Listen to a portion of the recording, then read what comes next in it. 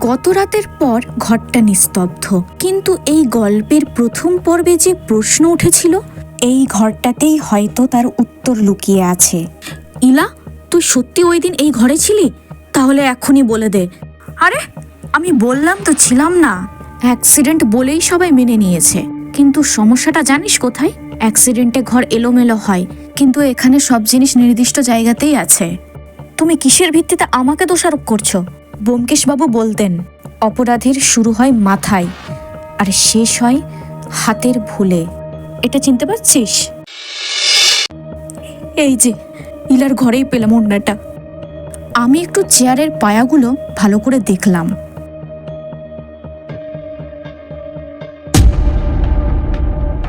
একই কাপড়ের সুতো, বুঝতে এতটুকু অসুবিধা হচ্ছে না। ঠাম্মা নিজে থেকে পড়েনি, নিশ্চয়ই জোরে চেয়ারে কেউ ধাক্কা মেরেছে, আর না হলে কোনো ঝামেলার মধ্যে হাতাহাতি হয়েছে। আর চেয়ারটা পড়ে যাওয়ায় ইলার ওড়না আটকে যায়। আর খুব কাছের মানুষদের সাথেই উইল নিয়ে ঝামেলা সবচেয়ে বেশি হয়। অন্বেষা, তোকে একটা কথা বলা হয়নি। ঠাম্মা যখন পড়েছিল সেই অবস্থাতেই হাতে উইলটা ধরা ছিল। উনি সব কিছু রিমার নামে করে দিতে চেয়েছিলেন, আমি শুধু তর্ক করছিলাম।